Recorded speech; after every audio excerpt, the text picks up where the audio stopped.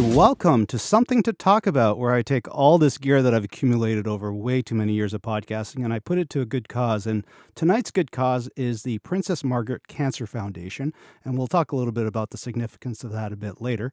So if you enjoyed tonight's podcast, please support the Princess Margaret Cancer Foundation, and there is a link on the live to air.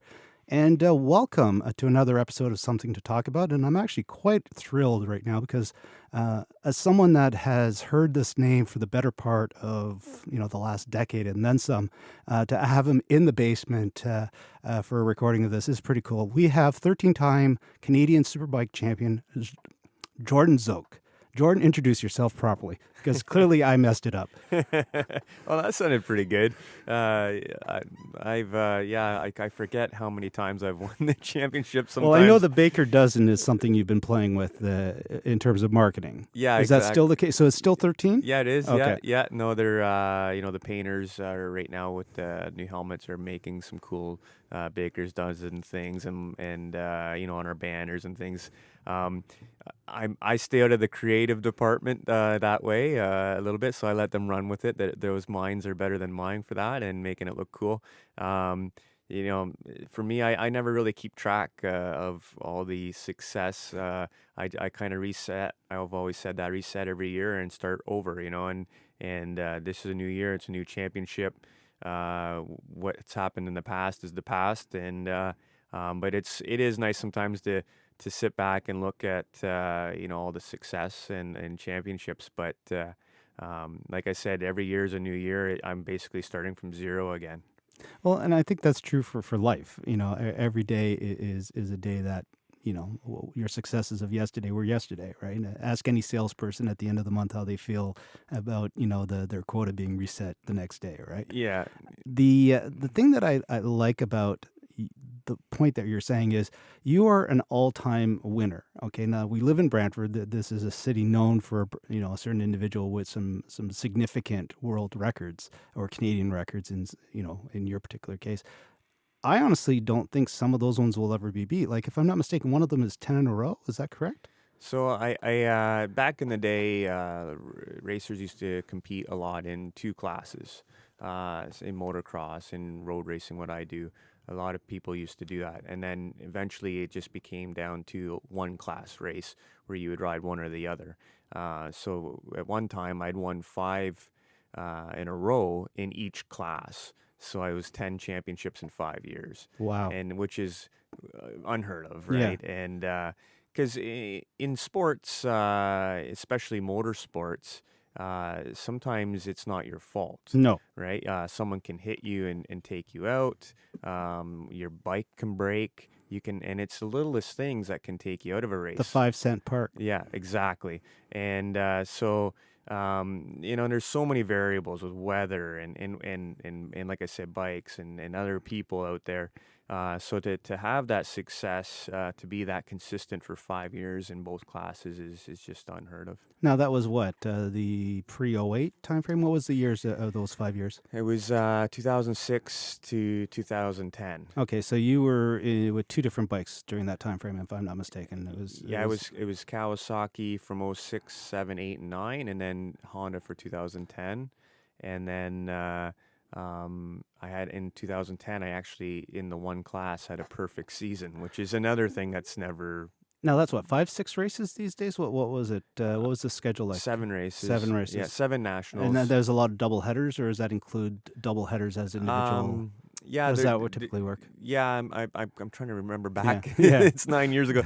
But yeah, there any of our series, depending on where they're going, is anywhere from 5 to 7 rounds, and select ones will be double headers. Yeah. So you're potentially getting a championship over the course of 8, 9, 10 races, but not necessarily all the locations have to be unique to be able to pull that off, which is nice. Yeah, and for example, when they go all the way out east, it's a long way to go. So they try to give the fans a little something more, and the community out there a little bit more. So they have a double header out east, and then you probably have a build up to that event as well that plays into it. Yeah, exactly. And Mosport or Canadian Tire Motorsport Park is always a double header because it's the biggest event of the year in Canada. Well, it's also Mosport. Yeah, exactly. I, as much as I love Ron, I can only call it Mosport. Yeah, and you know what? I think they're pretty casual Oh yeah. about it. Canadian Tire is a Oh, sponsor there, and they get a lot of signage. So for us to call it Mosport, oh no, no, no. it's not a big deal. For it to be what it is right now, okay, to be thriving again, to have all that investment, and we've seen it at its peaks and valleys, right? I'm thrilled, and if it took corporate sponsorship to do that, because you know this as well as anybody else, like your sponsors have been with you for decades. A lot of your sponsors are long terms. You couldn't do this without sponsorship, right? No, that's it. So, let's give a prop to the sponsors. But it is the historical aspects of motorsports, Mosport. To me, that's iconic. That is forever. That is not a brand that gets trumped by, the Skydome.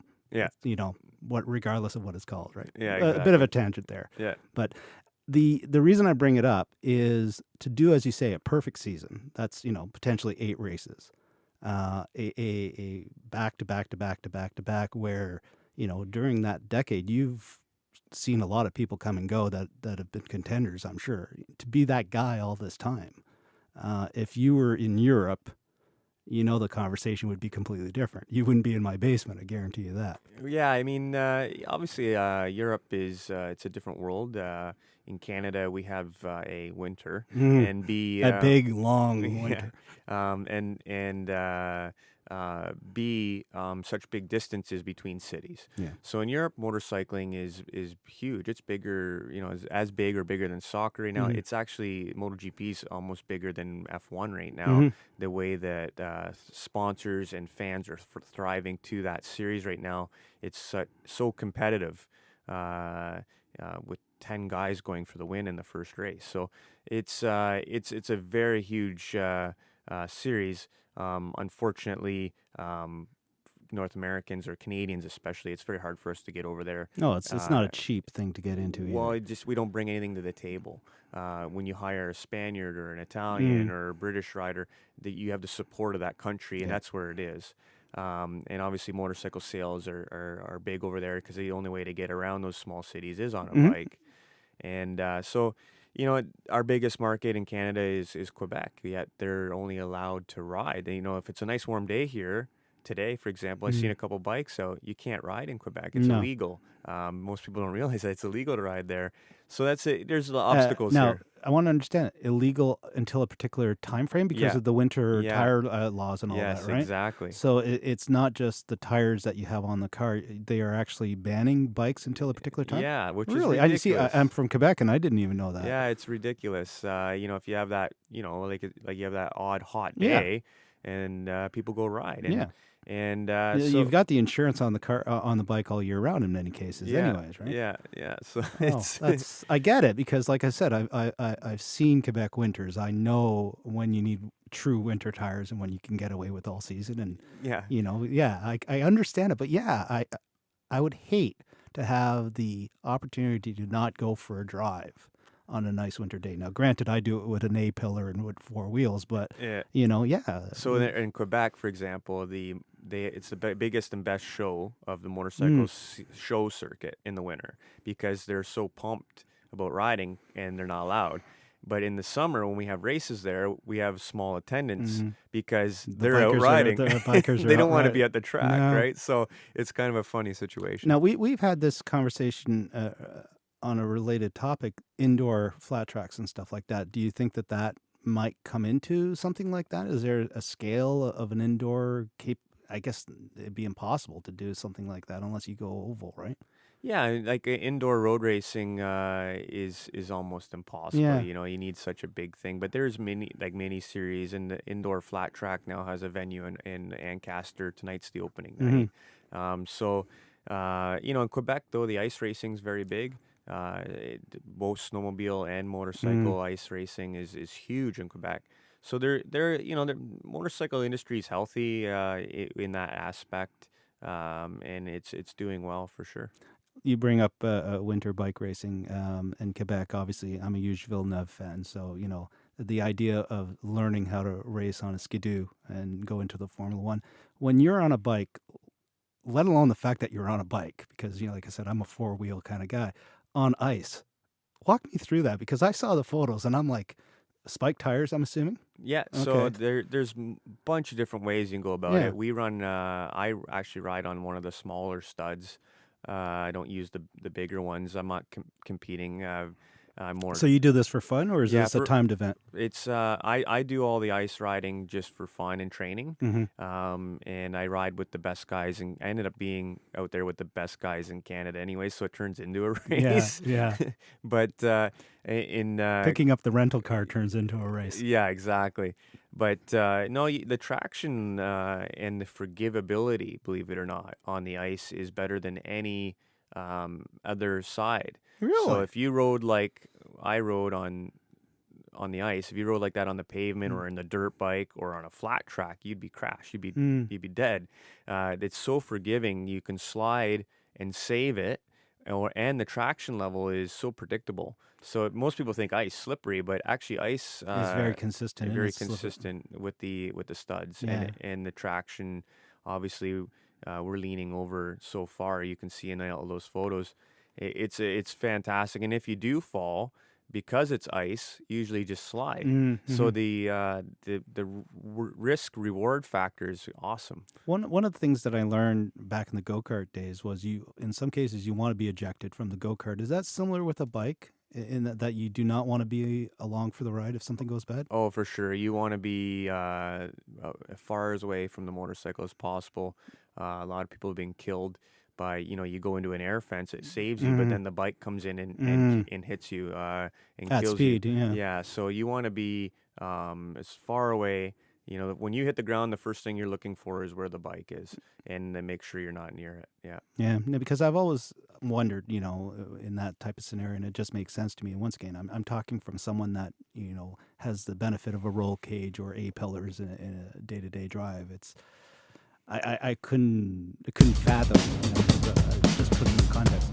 I've seen you're on board around motorsport, and I know that track very well. And I'm like, I'm crazy enough to do it with four wheels. For you to do it with your knees where they are in your face, where it is going through 2 and 4, and it's just mind blowing. So maybe for my own sake, walk me through Motorsport in your eyes, because it's such an iconic track. It's one that I know personally, so I can relate to it. I can't fathom how you would do that because it's crazy, man. Yeah, like I love riding there. Sometimes the racing is a little bit frustrating Mm. because Mosport is such a high speed track. I Well, it's compare. 2 tracks, right? Like there's the maneuverability of the first half almost, and then there's the straight, and the curve. Yeah, the whole thing though is like a Daytona. Mm. To me, it's just wide open. Even on Oh, the yeah, Superbike, right? okay. It's so wide open. See, So right there, a big difference. I don't get that feeling. yeah, so it basically, if you're a second off the pace, Yeah. but you get in the lead group with like say you're a second off the pace in practice, but you get into the lead group there in the draft, and all of a sudden you can win the race. You don't need to be the fastest guy. Drafting plays still in bikes, and once again, I'm willfully unaware of certain specifics. So there's drafting. Drafting I didn't is think there'd be more. enough there. No, it's more important in bikes Yeah. than any sport, even Wow. more than the cars. If someone goes up the back straightaway and they're two wides, for example, Yeah. and I'm third in line, and So it's like the 500 in that sense. Y- You are getting that pull, and you're just going to oh back them. yeah, So you the go amount flying of by them. so you going up the back straight as an example. One guy does 5A 5B well, and a few others do it wrong, and they're slightly off their drag and whatnot. Yeah, you can slingshot off of that. That is spectacular. Yeah, It never really. you don't need to be quick through 5A and B to stay with the lead pack. Wow. If there's 2 or 3 guys ahead of you and you're getting that draft, by the time you get 3/4 on the straightaway, you're on your rev limiter. Wow. Yeah. I see. And once again, like I said, all my weekends for the most part at the racetracks, and like I said, I've been at Mont Tremblant and Shannonville, and the list goes on. Have always been 4-wheel days. So, we've shared the same real estate, but have never shared, the same Yeah, group. yeah. And I know the people that do the biking, and you're all crazy for that because Shannonville, to a degree, I get it's flat. But when I look at the elevation changes of something like a Mosport, I'm just in a bike at Yeah. speed. Yeah. Well, then and that's it. Like so, And tell me, you probably got a lap record there at some point, or do you have the? I have the I have not the race lap record. I have the qualifying Wow, lap record. and what is that? Out of curiosity, do you know? So I actually have a faster lap, Oh but my! it doesn't count because it wasn't in an official qualifying or So events. what's the fastest you've done on a bike? So I have the lap record right now at a 120.5, and I did in practice a 120.4. Now, if I'm not mistaken, the American Le Mans prototypes were in the 107-ish time frame. So you're what, 13 seconds off? But we have a higher top speed. You do. Yeah. So Wow, the you're issue geared for that much more top speed. Oh, yeah, I guess you would. Yeah. the issue is a bike has about an inch contact patch. Yeah. A car, those tires on those things are almost 2 feet wide on the rear, right? They're huge. Yeah. And so because our tires are round, like As not in the curvature, not as in. yeah. So as we're leaning over, our contact patch is always changing. Where a car's contact patch is always the same, and the downforce they create, obviously, Le Mans car can drive upside down. Yes. Yeah. And so they don't even lift for those corners. And it's where we're braking and going down 2 or 3 gears, they're still staying flat out. You're not getting as much downforce, obviously, because there's just not enough stuff there to do stuff. Here's another thing. When your car's in a corner, the suspension's still working. Yeah. When a bike's in the corner, the suspension's working less because you're leaned over. Now it's not going straight up and down. So now you're relying on the flex and harmonics of the body, of the frame, the actual and the way chassis, everything flexes. And so we lose our suspension to a degree. And so it's just a different world. So motorcycles end up with higher top speeds because the power to weight ratio is phenomenal. Yeah. But we lack in the grip. I see, because I always wonder, slicing through air, because there's that drag when you get to a certain speed. You are going against a certain barrier. I always wondered how that played out without, you're basically just, you're the visor, or not the visor, but the little windshield or whatnot. That's pretty much the main part that's deflecting air, from what I can tell. You don't have any other major bits on that thing that deal with. Well, MotoGP and obviously all the motorcycles now are very sophisticated with the ergonomics of the body and all that to get air around the rider, to create downforce. MotoGP just had a huge appeal today about a downforce part on the Ducati from the first race, and all the wings that they're running on the bikes now. It's becoming a big issue because. But in your series, you don't have. Well, the stock manufacturers exactly, obviously are building this into the bikes. Into the bikes now, right? Yeah. So the model that you're taking apart now, when you retrofit that, how much of that is aerodynamic? If I just out of curiosity.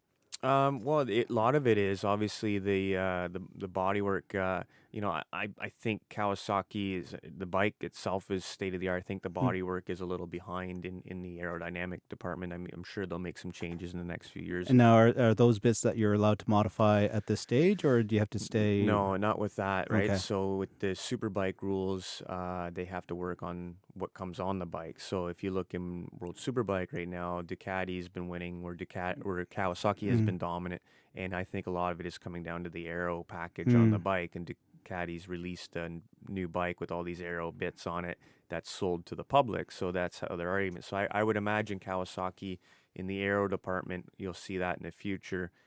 It's not such a big deal at our tracks. Well, and I think that was the other aspect of it as well, is where does everything play into, the competition level and whatnot. When you look at the upcoming season, as an example, in the variety of tracks, and, we just kind of focused on tracks initially, so let me just hit on that. Are there certain tracks that appeal to you more? Like, obviously, I picked one personal preference, but, that you've seen far more tracks than me. Yeah, like just some that suit your eye. It's like a golfer, like a certain shots, certain courses suit their eye. For me, I do better at real racetracks, like Mosport, The ones that were built for racing. Yeah, like Tremblant. Yeah. Shannonville, I don't do so well at in my mind. I mean, I've won there lots, but the funny thing is the little crappy track that I love is closing this year is Saint Eustache. I don't know why. Mm. I just love that little track. It reminds me Do you of get what. to do one final race there? Yeah, Oh, this is nice. it this year. Yeah. Yeah. So it reminds me of like one of our little ice racing tracks. Mm. So I have a lot of fun there. Um, but yeah, Tremblant, Calabogie, Mosport, those tracks suit me. Where you have to be able to put a whole lap together and have a good bike setup and like a flat track. You know, it's not. It's just I've never done as well at the flatter tracks. Hmm. No, and like I said, and I'm assuming with the Shannonville as an example, you're running what the loop on that one. So they do the pro track at Shannonville, Okay. which isn't there's 4 Yeah. tracks there. The long one we used to do, but now we do the pro track, and but all of them are flat. Yeah. Well, and it's also, trust me, you've been there, I'm sure. It's you don't want to go off at Shannonville, even though it's flat. It is a dangerous off field. Like it's just Yeah, you're on the Canadian Shield. yeah, There's crevices, and unfortunately, Shannonville needs a lot of money. yeah. It's beautiful. I love the fact that it's a multi configuration course and a drag strip as well. Like it has all of those classic bits that you see, that were built for that purpose, right? Yeah. And I actually, even though it's flat, I've had some of my most fun laps around Shannonville. It's a fairly, especially when you're doing all the turns, there's a lot of complexity there to map it all together. And as you well know, when you get a lap where all those things connected and you're coming out of the corner properly, it's a good feeling, isn't it? Yeah, for sure. And it's got a lot of opportunity with the right money. I have a vision there. If basically build one good long track, and you don't need all these 4 Yeah. tracks. And then obviously their drag strips popular have that. And they really need to focus on having a proper road course there and a proper paddock. And then they Oh, can the get paddock is non-existent, pretty yeah, much. yeah, or the pit lane Yeah. needs to be improved. So I think it's got a great potential. It's a good one for the fans because it's easy access. Oh, and you see everything too. Yeah, and you see everything exactly. Yeah, That's compare that to your big tracks like a Mont Tremblant or a Mosport or whatnot or Calabogie or whatnot. You pick a corner and you're stuck there. With a Shannonville, you see all the action at all times for the most part, which Yeah. is kind of nice. I think I had that appreciation the first time I ever went to see an oval race. I didn't think, why would I enjoy ovals or whatnot, but you got to see everything all the time. It was all there, and it was like, okay, I get this. Yeah, It's a yeah. fan sport, right? Um, Back to bikes. And once again, I don't want to go through the childhood stuff too much. Your father came into conversation a lot. Your family came into it in the pre-conversation. Tell me about growing up, learning, the trade that got you to where he is. Well, obviously, yeah, my dad was heavily involved with motorcycles. Brantford is a strong motorcycling community. Big in the trials, actually. The Brantford community is a lot of trials riders here. So Now, for those that may not understand what a trials rider, could you explain that very quickly? yeah, so it's I compare it to golf because it's basically the lowest score wins, and so the more times you put your feet down, the more points you get. So you don't want points, and it's all about balance and control and riding over obstacles such as rocks, logs, or someone's car. So the trial is a lot of fun. It teaches you patience and control. I feel that everybody who wants to ride a motorcycle should have to take a trials course because to go fast, you need to work the controls, and trials is the key to all that. Well, it's the extension of your body at that point in time. I've seen you do the launch up on the cliff with the bike. That's almost as if you sprint, springing your legs and going for a jump. Yeah, The bike was part of that. yeah. It's a beautiful training aid to everything else that you can do on a motorcycle for sure. And so we have a great community here in Brantford for trials. And my dad was a part of that, and he was also part of the ice riding, and he was a part of the road racing. And it was motorcycle events every So you grew weekend. up around bikes. Yeah. Okay. Yeah. From get go. Yeah. This was it. Yeah. There was no 4 wheels. It was 2 wheels. Yeah, no, I've done some car racing and kart racing when I was younger, and I do some car stuff here and there now, help with some teaching and things like that. Well, the mechanics and the concepts of how to handle a corner, tackle certain lines and whatnot, I'm sure are consistent. Yeah, I can go out and run with anybody in a car. To me, driving a car is a lot easier. Believe it or not, I'm not disrespecting No, them no, no, any no. means, I'm right? agreeing with you. But Andrew Ranger's a cool Oh, guy, and he's obviously a famous Canadian yep, car racer. He's yep. very accomplished, a great guy, and we're teammates at Mopar. And if you want to look at it that way, but Yeah. he's also a Quebec ice race champion I on did a not. I motorcycle, did not know that. right? So obviously he's used those skills to further his car racing Mm. career.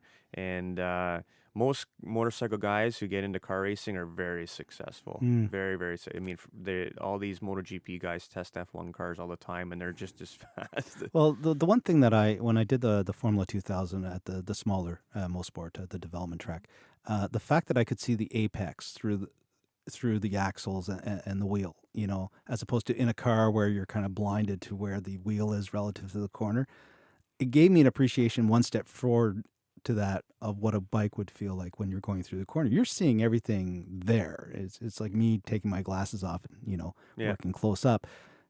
If you're able to do it at that level, at the macro level, if you will, to pull that back and put yourself into a sedan, I could only imagine you'd be competitive. It's the skills are and the craziness, for lack of a better term. I know I say that a couple of times. You're crazy, man, for going around on two Yeah, wheels. yeah. Like I said, like it's an easy transition.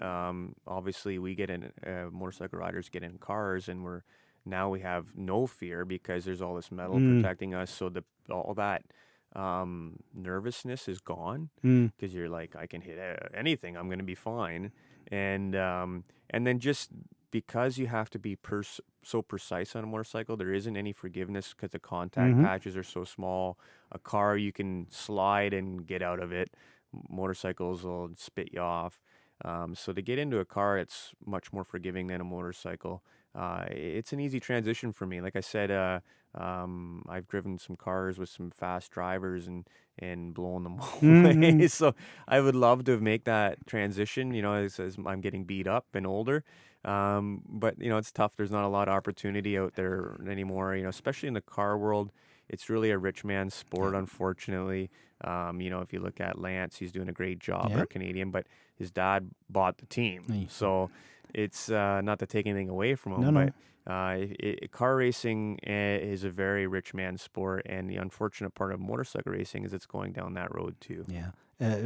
Bringing up Lance as the example, here's a guy that bought himself, his father being, bought himself his own track for his own cars, and thankfully every so often we get to drive on Mont Blanc as a result. But, anybody that's willing to spend $1 million just to have a fire hydrant, to be able to get his house where he needs to be, and blah blah blah. Yeah. It's as you say, and good for him. Though, good right? for him. Yeah. He worked his ass off for that, And like I said, going back 20 years ago when you first started hearing about it, to go from that conversation where you went, "Oh, this guy's got it made," to now hearing that he's basically got a Canadian Formula One team. Like you would have been there, I would assume, because I know you were doing stuff at the car show. They launched in Toronto. That was the first time a Formula One team ever launched on Canadian soil. Yeah. And that's and like I said, I can't take that away. No, yes, it's a money game, but yeah. Yeah, no, but it's good for him. It's good for the sport. It's good for Canada. But it's like I said, it's a struggle for someone who doesn't come out of No. a rich family to get to that level. I had the pleasure of interviewing someone that knew Gilles Villeneuve quite well, and someone like Gilles would not have even been looked at, because the guy didn't have a penny to his name. Yeah. You know what I mean? He wouldn't have even gotten into the door. Yeah. So it's not only is there less and less and less and less seats every day, and you see that in GT racing, where all the open wheel racers, when they all of a sudden decide to get into the GT game. Yeah. Well, I lost my first ride I lost to money was my Faraci ride. Matt Waite came back with money from MotoGP and at the time, and I lost my place. And then a few years later, I had Schwantz help me put a contract together with WCM team, which was the Red Bull team in MotoGP, to ride for them when they went over to the four-stroke. And someone brought money to the team, and I lost my contract to that. So, I've had a lot of opportunities to go overseas and race for those teams. But it's just tough because you don't bring anything to the table. Yeah. it used to be a lot of Canadians in the U.S. series when it was strong, and that was awesome. I actually came back from the U.S. series to Canada to make more money because our series was so strong at the time. But it's a very political game, I guess you could say. But sponsors uh, want to do what's best for them as well. Well, and also, like I said, for the series that I've been following, a lot of them are multi-driver, stints, right? So quite often you would have the factory driver as taking over one of the seats. Now you're not paying for the factory driver, but at the same time, you're not getting money in from another driver to pay your bills at the end of the day. So even getting the factory driver is not necessarily a godsend sometimes. Yeah, it's a tricky business, that's for It's sure. yeah, and to your point, it's no longer in the era of tobacco and all of that, where the advertising behemoths that were running around racing, and you could turn on the TV on a Saturday and there'd always be a race of something because they could afford it. Yeah. Now everything is mostly live, and most people don't even have live TV anymore. So unless you're actually seeing it, Well, there's a lot of, obviously, if you yeah. follow F1, there's a lot of turmoil right now with the tobacco Mm. companies coming in with different names and things like that. But unfortunate part is racing is sponsorship, and if you want to, spend 70 something or $80 million a year it is to run a MotoGP team, you need support. Yeah. Well, you said something earlier, and it applies. A lot of people think it's about racing, and it's about selling, bikes or selling products or selling something. At the end of the day, these people are either putting the money into it because they've got more than enough that they need to have some fun, and then we've got plenty of examples of that. But at the other one is they expect to make some form of return, like when you're dealing with a brand of a motorcycle. They expect to see more of those motorcycles sales go up. That's it. Well, see, here lies the Yeah. problem. So right now, for example, their argument is, for example, Kawasaki or Mhm. whoever can say, well, yeah, we're passionate about racing, we're involved with racing, but there's no direct proof that this is selling motorcycles. Mhm. They all know it does, but there's no physical evidence. And there's companies out there, for example, in the U.S. series or any of the car series stuff. We get sponsor count. So what they would do Mm. is how well you're doing, you're going to get more TV time. And they'll show, oh, Mhm. that sponsor was on the TV this many times. This is what that would have cost if you were going to have a commercial. And then you can go back to your sponsors and say, look, you just got $30,000 in TV time. Mhm. And then that's one way to justify it. And that's how these brands, Kawasaki, for example, would justify their spending all that money on World Superbike is they look at their TV and then what would it cost to have a commercial. Well, and you're also not only having a commercial, but you're playing that commercial in a very targeted time frame to a very targeted audience that has a higher point of conversion, Yeah, as opposed to just a normal commercial that may play at 3 o'clock in the morning to the wrong audience. that's it, right? So yeah, it's in the world that I live in, how many impressions do you get on a paper relative to a digital piece, and what's the cost of a Facebook ad versus an imprint in the local paper? I pretty much guarantee I can get a larger exposure for less. Yeah, You know yeah. what I mean? But nothing beats holding that piece of paper that has you, and here's my ad. Yeah, You exactly. don't see anybody holding up their phone and go, here's my ad on Facebook. It's You know it. what I mean? So there are still some old school realities Yeah. that apply. Well, Yeah. Mopar, for example, Yes. is a great one because they Now sponsor, they're the series sponsor, right? but they're my title sponsor They're on also our your team. okay, gotcha. So they're the series sponsor, but we're the title sponsor of my team. And the people go, especially when I'm at a car show or a car Mhm. thing with Mopar as one of their dealers or something. They're like, why do we sponsor a motorcycle team? We're a car company. Well, you go, well, how do you get motorcycles to the track with a Mhm. pickup truck Mhm. and a Mhm. trailer? Mhm. Oh, that makes sense. Yeah. So they sell trucks, and which is really nice. One of the switches to Kawasaki, one of the reasons why, is it's a very nice working relationship with all my sponsors. Mm. Mopar, there's no conflict with Kawasaki, Mhm. right? They're not building trains or ships, which Yep. Kawasaki builds. So the show I was just at, Motorama, Mhm. Chrysler, Mopar, they had Kawasaki bikes in the back of all their trucks. So Why not? it's a great working relationship. BMW, not to take anything away from them, we're still friends. We've had a lot of success, but Mopar couldn't do that with them because No. they compete in the car world. So now with Kawasaki, there's a little more cooperative now. Like, for example, John's going to deckle up one of their new Jeeps and put Kawasaki on it for their shows. So we can work together and cross promote and reach out to a more audience. And that's why they're involved with us, because now they want to get at the bike world where people need trucks for their Yep. going dirt biking with their kids. And to your point, it's not just the two-wheeler. There's the ATVs. I'm sure that they also are trying to sell in that mix as well. It's that overall passion of not having a helmet on your head as opposed to a chassis around your body type of thing. Yeah, exactly. You know what I mean? But to your point, it's knowing those upsells or cross sells and knowing how to leverage that. Because as you say, when I walk into a pitch, regardless of what it is, using yours as an example. Yes, these are the things that they need relative to this. Leather, helmets, you're going to travel, How do you incorporate side pieces of that sponsorship, right? Especially, like I said, with bikers, where most of them will go in a large group, Yeah. You don't see that with car people where you're going to have, 300 bikers as 300 car guys. It just doesn't have that same feel. So when you're able to, as you say, get the impressions in front of that real group, it's a passionate group and it's the proper group. So yeah, I got a funny story go for for you. it. I rode for Harley the last year. They had a factory superbike in the U.S. They had a superbike? Yeah, I would have never thought of Harley as a superbike. See, I learned that. And it wasn't as successful. Everybody always looked at, the thing broke and blew up all the time, but it didn't break or blow up really that much more than everybody else.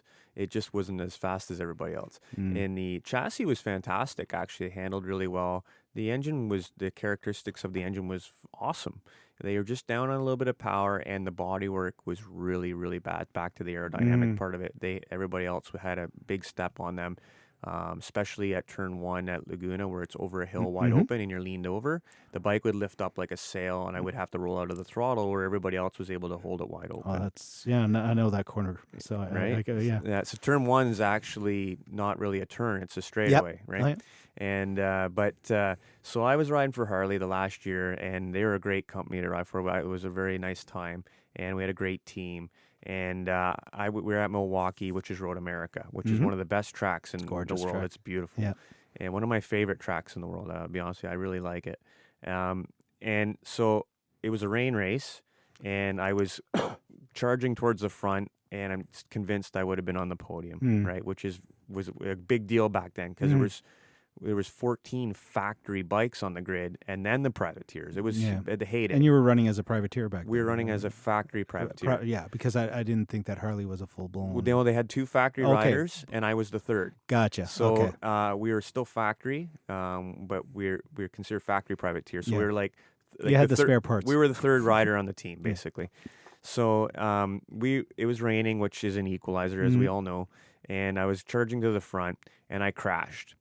And so my race is over. And I walk over to the fence, and Aaron Yates, who's a huge American idol at that time, another racer, Suzuki rider, and he's just sitting there. And I'm talking to him, "Hey, man, what's up?" Well, because Milwaukee is the home of Harley, there's a million Harley fans here. They didn't care about Aaron Yates. Yeah. They were all over me because I was a Harley rider. They're trying to give me beers and want me to talk to them. I was in the crowd. I was getting swarmed. Well, the same time I crashed, another rider crashed, caused red flag. So my crash didn't count.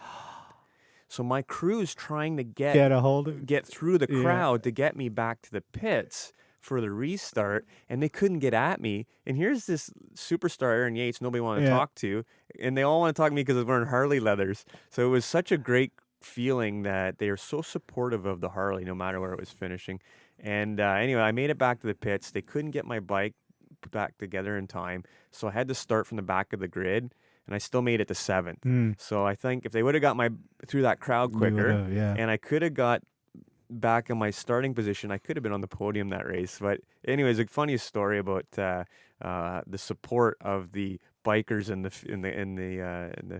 field there. It's the one thing I've seen it enough, and I see it when you have true fans, and like I said, you're getting into your 4th decade of racing, so you've accumulated fandoms over the years. It is an interesting feeling, and I've seen people do their first autograph. They weren't comfortable with their first autograph, and they're a multi-year champion type of thing or whatnot. And it's like that evolution. How does it feel? For the last X amount of years, being surrounded as the number one guy in Canada. Yeah, it's awesome. Nobody takes more time for the fans than me. I appreciate it all. I'm very humble that way. A lot of Canadian racers are like that, by the way. It's consistent. Yeah. Yeah. For me, like I just wanted to go race. The fans cheering for you is just a bonus, and I try to do what I can for them. I try to make them feel like they're really a part of it all, and I've been fortunate to sign a lot of posters over my life. And I remember, in those heydays we talked about from '06 to '09, Mm-hmm. at the end of the race weekend, when the fans come, I would be an hour and a half in my leathers Mm-hmm. after the race Mm-hmm. signing posters, right? And so it was awesome. I got to see a lot of cool things, and it's funny now as you get older. I still do the same, but you get tired. You're like, okay, I got to take a break. And my son, when we're doing our shows, he sat Did in he? 37-degree temperatures out in the sun signing posters. And if I miss one, he gives me so much shit. Dad, he gets mad. And I'm laughing. I go, okay, well, I say to him, hey, give him 20 years and Yeah. see if how he's doing. It's like I know some racers will have two autographs. There's the ones that they do really quickly that they're not even watching. You know what I mean? And then there's the one, the elaborate. And I'll tell you, the ones that have always impressed me were the Petties, both Richard and Kyle. The autograph that Richard Petty would write, he would stare at you, he'd talk to you, and it'd be like a 2-minute process of doing this autograph. He took the time, whereas a lot of the other ones, it's a check mark, type of thing. That touch point, going back to sponsors, going back to the end point of it, is the customer experience. These are future prospects. These are potential customers. These are people that will walk away from that event. And if you have any influence on their buying power through that weekend, you want it to be a positive one. And yeah, sometimes it means an hour and a half sweating in your, your race stink. Well, and I think my signature is pretty good. You can read my last name pretty good. And it's very, it's been the same for 20 years. Have you been consistently for 20 years? Really? Yeah. Wow, that's impressive. And I think it's pretty legible. I always look back at Arnold Palmer. I'm a huge golf fan. I can tell you, a lot of your references are golf related. Yeah, a lot of them are, and because they're extraordinary athletes. They have to physically be obviously fit to hit thousands and thousands of balls that they hit. Unless you're John Daly. The one exception. One exception. But these guys they're in the gym at 5 a.m. before their tee off times. Tiger Woods had a 7 o'clock tee off time the other day, or 6 o'clock because it was like a rain delay, and it's 6 or 6:30. And they asked him what time he was getting up. He said 2:30 to prepare for a 6:30 tee time. And so they're extraordinary athletes, but the mental game, you can bring that to any sport, like to mentally prepare yourself for the pressure. Because when you get into a race, all of our pressure is before the race. Once the flag drops, you forget about all that. So those guys have to do it every shot. Every time they walk up to their ball, they got to push that aside. It's the most... And they're surrounded by people for the most part while they're walking around. It's phenomenal what they have to go through mentally. So a lot of my golf, or a lot of my thing is the golf related. And Arnold Palmer would give, if young golfers coming up, he would give them so much trouble if their signature was not legible. And he was adamant on having a proper signature. And I always thought about that, and just the true professionalism of that man, is something to be learned from, for sure. And I think when I brought up Petty, it's that same caliber of professionalism. This was an embodiment of a sport under a hat. Yeah, exactly. I know I'm bringing up the four-wheel people, but it's all right. These are all people that I'm sure for lack of a better term, they're all part of the same clique. They're just different tools of the trade. Exactly. Right? Exactly. But the process of winning, the process of going into a new season, you said earlier, a lot of it is, this is your first year almost. It's all, you haven't done anything else up until today once you start. You're going into this year with something that if I know my history correctly, your foot for the last couple of years has not been the best foot. No, I unfortunately, if you suffer a life injury here outside, you trip and break your neck or get hit by a car or Mm. something, our medical system's fantastic. They rush you in the hospital. You don't have to pay for it. They save your life. You go home. Hmm. But for the day-to-day stuff, our medical system is horrible. Hmm. I would gladly take the U.S. medical system. Yeah. People don't realize that. What's hard, I would pay less tax. I'd love to pay less tax and pay for my own medical. Hmm. The problem is people aren't responsible enough to pay for their Yeah. medical. So, for example, last week I had an MRI in the U.S. I needed an MRI, and it was August was as close as they could get me in. So I called up the U.S. and I had one in 2 days. Yeah. And it was only 500 U.S. I'm like, I mean, it's a lot of money. No, but it's I had my result. And when you get an MRI here, it's 2 weeks for the results. Then you got to get an appointment with your doctor, which is another 3 Yeah. weeks. I sat with the doctor after my MRI, got the full lowdown, and made sure I had answered every one of my questions. So, anyways, long story short, I've heard it in many oh, cases, it's especially at like if you're going to get hurt, you want to get hurt at the track. well, most people You're don't getting realize, like, 100% attention right there. the Leafs, they get hurt. Yeah. Our beloved hockey, as Yeah. what Canada is. Most of they're going to the U.S. Yeah. They're getting fixed, right? So, anyways, so I broke my ankle in a training accident 3 years ago, or November was 3 years ago. So I'd been limping on it for 3 years, and it was not good. And finally got to the right doctor. Nobody wanted to operate on it. Surgeons don't get enough money from the government. They're actually not allowed to operate on it. They don't have enough operating time. So it was broken still, and the ligament was snapped. So I had no leg, or And never really heals because you're on that thing. no. all the So I have time. a snapped ligament, and there's a bone moving around. So because it had waited so long, the bone's now rotten. Yeah. So they had to throw the bone out, and then they put a new ligament in. So now I'm super stable, and I'm recovering really well. I'm feeling a lot better now. My hip isn't hurting me as much. My back's not hurting. Well, me as everything much. else was compensating for it a lot too, right? Yeah. So I'm doing awesome. So you're going into this season, new team, new body, for lack of a better term, great spirit from what I can tell. Yeah. And one of the things that I came across it when I was researching it, I think it was your Hall of Fame induction thing, and it said you want to be able to win a race after 2020 because you want to be a winner in 4 decades. So Yeah. we're getting damn close to that. Yeah. And you got a 2-year contract that'll put you into that time frame. So I think it's safe to say that, Well, yeah, I would love to win a championship, one more championship at least. I think you got at least one more in your book. Yeah, that's think my so. goal is to bring Kawasaki one. You've got how many with them championships? I have 5 with Okay. them out of 6 years with Okay. them. 6.5 years riding with them, and I got 5 championships. So I would love to bring them because they've stuck their head out to get back in the sport with me. They approach you? We Sorry, all- I didn't mean no, to No, it's do- all right. yeah. No, it's okay. We all talk. You gotta remember, like a lot of these guys come and go, Mm-hmm. right? Or Well, the reps too, the or reps yeah. and all that, and people. I've been in the industry since the early '90s, so Mhm. I've seen it all. I've been through the good times, so I try to be friendly with everybody, and I try to educate some of them on what has happened in the past, even at their own company that they don't know about. And I always try to encourage, and because my heart's for the sport, not just me. Mhm. And I always try to give advice. So I sat down with Brad and I said, hey, going forward, if you need any help, if there's ever an opportunity for me to help you, not even if we're competing, Mhm. that's fine. And and Amy's ridden for Cowie, helping out with the kids, so we have a good, just friendly relationship. And so I sat down and pushed him a bit, and showed him the shop, and showed him how to explained how to be professional in a race team.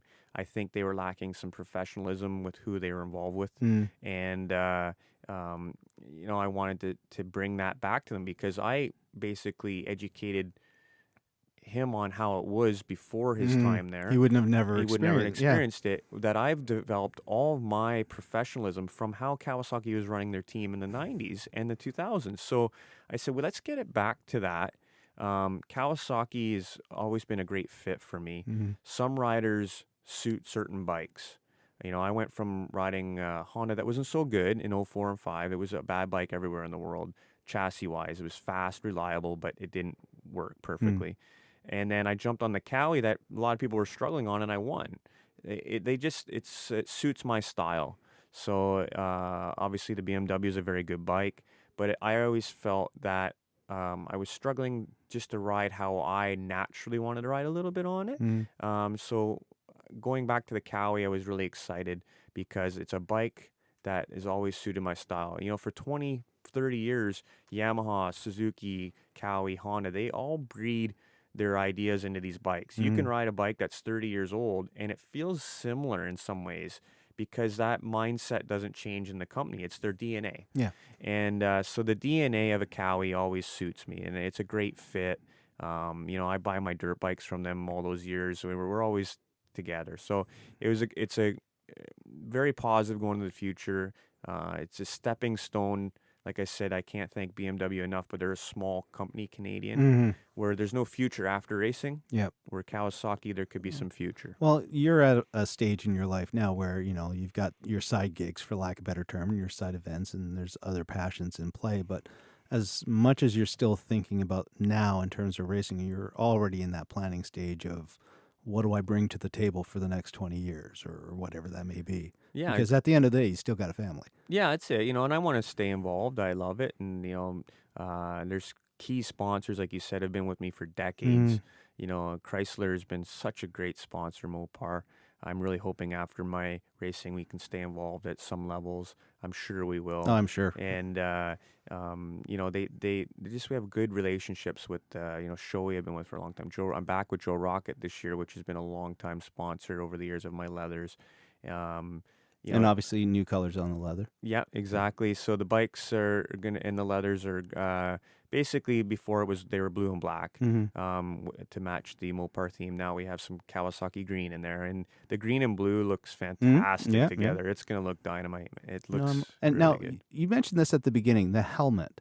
Is that like other forms of racing? That is the one that still truly identifies the drivers, the one that they have complete control over. In many cases, you know, the rights are owned by the driver. Is that the case in bikes? I would assume so, but It depends on the team, you know. yeah. Sometimes, for example, I would have never left Joe Rocket or never left Shoei. I had to leave them for a couple years because of other sponsors, right? That you know, where you come into a team and the team has this sponsor, but for the most part in racing, your leathers and your helmet are you as a rider. Yeah. Obviously, your leathers would have to maybe look what the team wants you to look like, you know, and but the actual brand and personal, that's your personal sponsorship. So I've been lucky to be with Shoei most of my career, which is a safe helmet, and you know, the paint on it, we've had the same painter since 1998. Really? So they've been with me the whole time, and you know, and we've had Shoei replicas. You can get a Szoke replica in the past and things like that. So yeah, it's very iconic to the rider. You know, my helmets changed designs here and there, but for the most part, it's had some key elements have stayed for all those years. What now? I know this from talking to other racers. A lot of those key elements tend to be either family related or historical. What's the significance of some of those pieces on your helmet? Some of it was just the mind of the artist, the designer. You know, he likes to have certain things that he's kept on my helmets for all those years. The other one is my dragon. I've had a Japanese dragon on my stuff for a long time. Like Japanese dragons are good dragons. They're koi when they're not dragons. Yep. So there's a koi sometimes on my helmet. And Blackfoot, you know, they've been Yep. on my helmet for almost 20 years. They've been a sponsor on my helmet forever. Wow, that's going back to the business relationship of things. To be able to say that, it's like when I hear Ron Fellows talk about his relationship with Chevy. You know what I mean? To be able to have that long-standing relationship with someone that believes in you and has been there for those good and bad years. You know, going back to that original point about Canadian Tire, we never really give sponsors due credit sometimes, do we? Because without them, we wouldn't be doing much, would we? No, that's it, right? And you know, I think in some ways in Canada, obviously recession hurt Canada, but a lot of the manufacturers were spending so much money. The budgets were outrageous. You know, our salaries were awesome. You But actually had a salary. huge salary, huge salary. So The issue is I don't think the teams were outside of your smaller sponsors, your chains, your sprockets, which are a big deal, Hmm. adds up quickly. They weren't looking for big enough title sponsors to offset the costs. So it just got a little blown out of proportion, and then they just came in and said, "What the hell are we doing here?" That the Japanese just axed everything Hmm. when their trouble was hitting, and I think that was the issue. Is they were just it was the heyday, so everybody was just spending money, but they weren't the management of the racing teams at that time wasn't looking enough to it. Where car racing has always been that way, Yeah. World Superbike, MotoGP has been that way as well. But car racing, for the most part, has always been outside sponsorship. Mm. It's at the end of the day. I remember this happened when I did the Formula 2000 for a weekend or whatnot, and it was a free event. It was they were trying to get some advertising out of us or whatnot, and the guy that ran the Bridgestone thing at the time said, "Who's your sponsor?" And everybody's, "Well, we don't have a sponsor." It's like, "I'm your sponsor. I'm the one that's paying for this today." You know what I mean? At the end of the day, it's about the racing academy, blah blah blah. I want to make sure that I get something out of it, right? Yeah. And it's like, yeah, this is exactly it. You always have someone that's either sponsoring you or believing in you, be it a fan or a business or whatnot. Um, you said it earlier. There are so many variables in play. Weather, how you take a particular corner, how the idiot, took that corner. The list goes on. To be able to luckily get through all of that, strategically get through all of that, skillfully get through all of that, and to do it successfully, consistently. I said this earlier when I brought up the European thing. It's a shame that in Canada we have scenarios such as yourself where you're a multi-time defending champion type of stuff, and yet we're struggling with audiences, we're struggling with turnouts, we're struggling with this and da da da, and yet the talent's there. And I've always been frustrated on the Canadian racing side of it because I've seen some stellar people come through the ranks. And as you say, you brought it up, what we bring to the table as a country to these things is, Yeah, and it's I mean yeah, it's just tough. Like I said, Canada, it's a pastime, not a way of life. yeah, So when I was younger, I've been through it all. Like, we'd go to the racetrack as a family, mm, and my mom would go. We'd all have a great time. Nowadays, I hate to say it can go either way. And I mean, I have a foot to stand on here because my wife is a huge motorcycle mm. nut. Now, So was she before you? yes. Oh Okay. yeah. Oh, That's how that's how you met. that's how Okay. we met. So you got to remember when I say this, it's tough. But most my friends in their 20s and 30s had to sell all their bikes Yeah. because they were going to get married and all this, and they lose it all. So right now the biggest market for motorcycling is the older guys, Yep. and because they're getting some freedom again. So I'd like to see. You know, some of my friends get motorcycles again, but they just don't want to. I guess maybe stand up for themselves. Yeah. And you know what? It makes my wife furious when one of our buddies has to sell his bike because his wife wants him to. Mm, And I hate to say that because there's a lot of great women out there in the sport, but my wife's trying to get more women involved, yes. right? So she gets really mad at that. So we as a family are trying to tell, hey, look, this is a family thing. You can all come and do this. You can all go to a trials event, or you can all go riding somewhere, camping as a Hmm. family, and get that back. And I think that's why the numbers are down, not just in the sales, but numbers at events. Yeah. And way the Mossport's been a great thing is the camping, the family atmosphere of everybody coming up and camping with the kids and drinking beer in the corner and having a barbecue Yeah. and really enjoying yourself. The proclamations from Yeah, corner so two. that's it, right? But that's how we have to push it back. Is say this is a family thing, and so you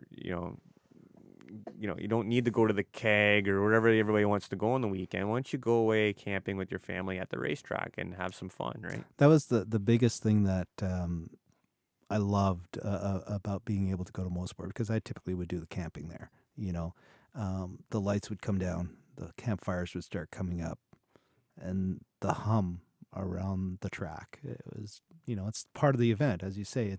And then you wake up and it's 7 o'clock, and all of a sudden the cars are on the track doing their warm ups, and you're being awoken by engines or whatnot. And it's like you can't compare that. That's an experience, and as you say, to be able to do that with your family, to experience all of that as a group. And when you talk about your wife and your kid and the stuff that you're doing, it's that family thing. It's, you said it best, when you grew up, that was part of your life. And yes, it's an optional thing in case, but it sounds like you've got willing participants. Yeah, and that's it. I'm lucky. My family's into it, Yeah. right? Now, Amy races actually as well now, Yeah, right? When did she start racing, or was she racing before? She's been racing on the national series since '05 or '06.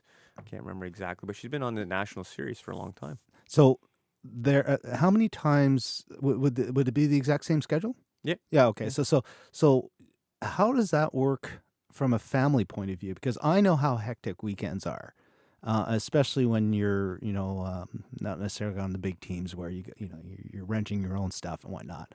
That must be a crazy weekend for you guys. Well, it is, and obviously I come first because Of course. it's the way it works. But it's no lack of effort by the whole crew and team for her either. Yeah. So she understands that, and she's just trying to have some fun and enjoy it.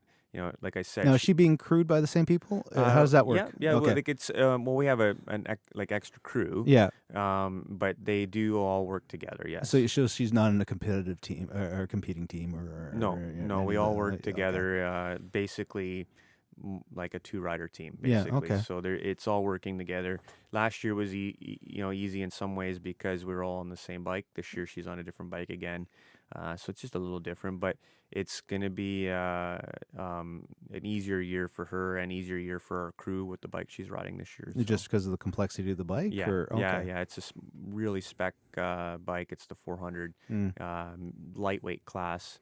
So it's just a lot easier to take care of. Yeah. Now, obviously, you're well past this in your career or whatnot, but when you see someone get on a bike such as Amy or whatnot, does it still go through your brain? Do you get anxious about that?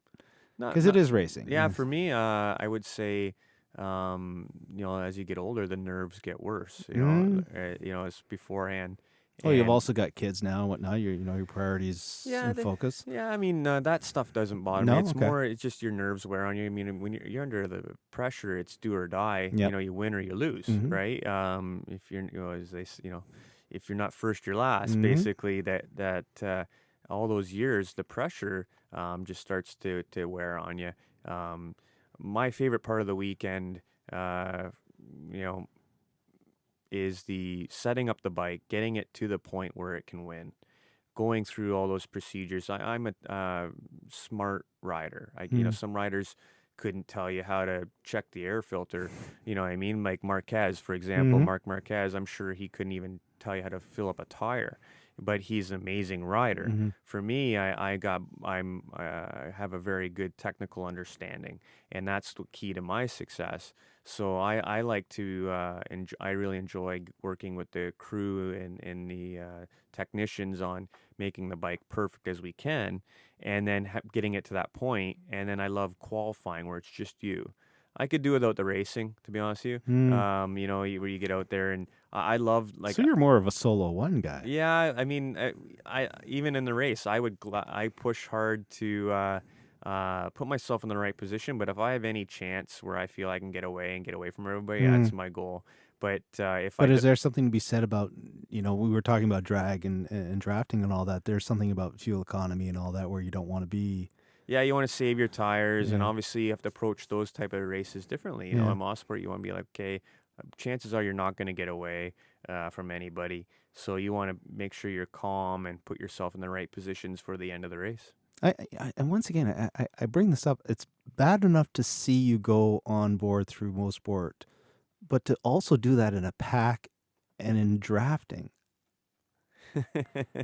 You're crazy, man. Crazy. I want to end this on something that is open ended. What haven't we covered? What do you want to cover? Oh, I'm not sure. Yeah, I'm not sure. Because it's a general chit chat or whatnot. I'll tell you what. I asked this earlier, and maybe just for my own sake, I'd love to hear it. Walk me through Mosport from a hot lap. Okay, so obviously, bikes are very sensitive to track conditions more than anything, mainly bumps, right? Mm-hmm. And it's happening more and more with, especially MotoGP, because F1 cars are so damn fast, Yep. and they create little ripples in the track that you don't see, but the bikes pick up. So obviously, most sport you get a lot of chatter and you have a lot of that because everything is over a hill. Every corner is over a hill, Mm-hmm. so the bike's unweighted, and so it's very difficult to carry speed there, which is what you need to do. So turn one is a difficult corner because it's downhill, hard braking downhill with a lot of bumps, and then there's pavement seams. Mm-hmm. So you have about realistically the fastest line through there is about a foot wide between Mm-hmm. seams. Mm-hmm. So you got to hit your point really. Where a car is a little more forgiving there, right? You can run over those. Now, are Um, you typically looking for visual cues, or you just kind of got a feel for? for get a good question Yeah. there. For turn one, I always make sure they got the pylons out Mm-hmm. in good spots. Or I always And that the bug. pylons are at the right Yeah, spot. well, I always bug Andre. Yeah. I got my pylons out. So for me, a lot of corners I can just look at. Yeah. But for turn one at most part, pylons are very key. Turn Well, two, it's a blind, long sweeping that's it, corner. right? Yeah.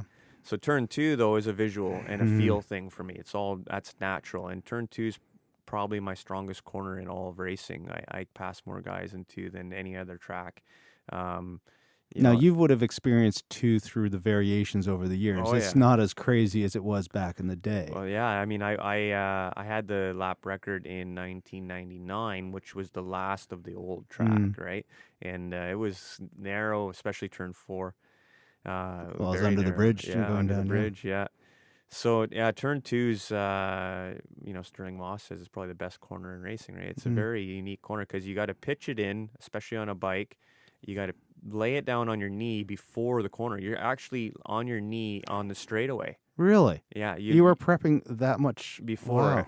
and so you're turning it in to fly over that hill unweighted, and then when it weights up again, now you can start focusing on looking down the corner and try to accelerate all the way through to three. Yeah, because prior to that point, there'd be no point. The bike's not settled at that point. Believe it or not, Yeah. Mosport is such a strange track. The bike spends almost 0 times of the lap at straight up and down. Really? So Wow. even Yeah. all the straightaways there, it's such a swooping track, Yeah. and it's very hard with traction control there because traction control works off lean Wait, angle. you guys have traction control? Yeah, we have I see. I don't know these things. Yeah, we I'm have shocked by that. traction control. We have, and it all works off a lean angle. We can Wow. control our power, all that stuff, right? Wow. Okay. Wheelie control, all that. Yeah. Okay. Engine braking, and so So you're coming out of two. you're coming out of two, the bike's leaned over, and then you swoop to three. And then you're leaned over the other way. Yeah. And it's a heavy braking three because it's uphill. And same thing, there's a very small window there for line because of the pavement. And then basically pin it out of there and really want to let it go wide. Yeah. And Well, get there's it. so much track Track out there, yeah. at four. Yeah. So you want to get it up on the meat of the tire, A, to save the tire and not eat up all your side grip, and B, not let the traction control pull too much out because it works by lean angle. Mm-hmm. So you want to really run it out as far as you can there in the meat of the power. And then you want to get over to the right a bit at the same time. So now you can swoop into four. And the way into four is very similar to two. You pitch it, you're on your knee before the corner. And that you end up. So it's all by chance. You're pitching it, hoping to end up over a hill at 180 kilometers an hour at the right spot. Yeah, it's very bikes, like I said, they're different. Like a car, you would set up a little differently, where the bike, you have to throw it onto its side before the corner. Now, in the case of four, for my own sakes, are you braking going into four, or are you carrying that speed? You're trail braking a bit, and that's Okay. aided to set the bike up. Okay. Right? Not necessarily. You're braking it pretty hard, but not that hard. Yeah. Now, going into 5A, 5B. 5A, 5B is very heavy braking, and it's up a wall there, so that's where you bottom the forks out. Yeah, I was gonna Um, say because I've used that wall, that lip at the bottom to slow the car down yeah, numerous. It's amazing how much that'll slow the car down. yeah, it's a wall. Yeah. If you ever ride a bicycle around that track, you'll realize how steep Well, that yeah, corner is. but when you do a track walk, you Yeah, really appreciate. Okay, yeah. please continue. So 5A and B, you got it. The pavement's so polished in there from the cars. So traction's very limited, and it's rough and crappy, as you know, out in the outside. So you can't take quite a wide a line as you would like to on a Hmm. motorcycle there. So you just got to be a little careful in there. Now And you hinted that that corner is more forgiving on a bike in terms of the impact on the back straight. Is that? yeah, obviously, if you do the corner right and get a good drive. Yeah. So a lot of times I'll get passed between 5A and 5B, and it's just an act of desperation Yeah. by the other rider. That still blows my mind that you'd be passing it between 5A and 5B. Yeah, it's more of a desperation thing because for me, I slow down a little bit in Mm. between the two, and so I can get a better drive up the Yeah. back straightaway. Because if you try to carry too much, then you don't get a good drive. Yeah. So it's all about getting out of and the curb's very high in B, so it's tough to carry leaned over. So you got to have the bike almost a little more straight up and down. So I try to really square that off at the apex a little more to get a better drive Well, up that's that the other back thing too. I straightaway. just realized the curb would impact the bike considerably more than it would a car too. Yeah, And so anytime you do a bad curbing on any of those things, you're probably paying the price. yeah, because you're leaning over, you're hanging so Yeah. far over. And like if you think about it, my shoulder, my elbow, my knee are 3 feet away from where the tire is. That is, it just blows my mind. Sorry, crazy man. Please continue.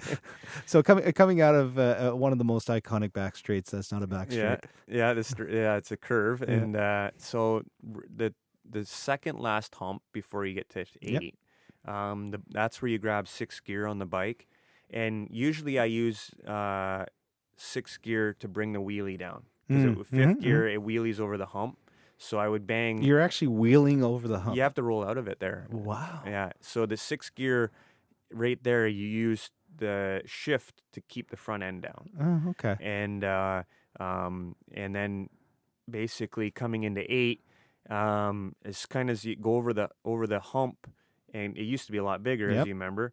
You go over the hump, and as the bike settles, is when you start braking for 8, and get your downshifts in for And 8. and 8 because that's a nice long sweeping. That must be thrilling in a bike.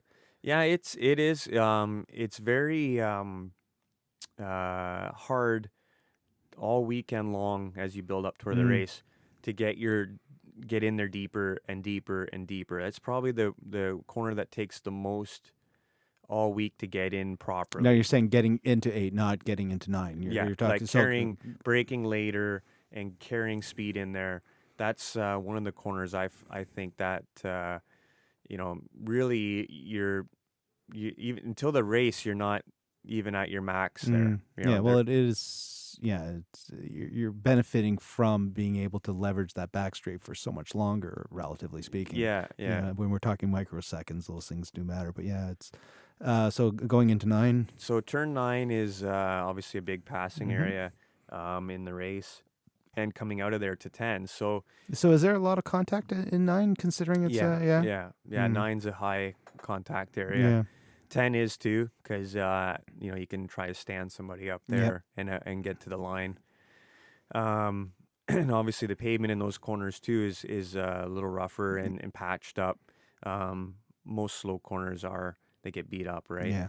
So that's you need to get your bike working. Well, especially with there. 10, there's been a lot of semis driving in that area. Yeah, over that area exactly. for years. And When I think of the fact that you do that in the rain as well, obviously there'd be racing lines very similar in that sense. yeah, I mean, obviously, again, the track, you have to have knowledge, and obviously, because there's going to be areas of the track that are slipperier than others. There's rain at 5 and sunlight at 2. Well, and just the way the pavement is, right? Yeah. And what's flowing across the track, because the sand comes off the hills and gets carried across the track. So that's what makes Mosport so tricky in the rain is you have little rivers. Wow. See, and like I said, it's all those things. It's bad enough that you're capable of even attempting that. and this is the compliment, to then also be a champion of that on a regular basis. I am thrilled to have been able to have this conversation with you. I have a Yeah, quick go for it. Mosport story Yeah, for yeah, you. yeah, yeah. Go for it.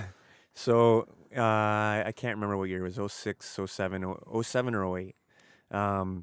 It was raining at Mosport, which is normal, but it was It cold. is the most sport triangle. Yeah, but it was cold. It was really cold. So there was a red flag in the 600 race, and then there was a restart, and then I crashed in the lead and caused a red flag.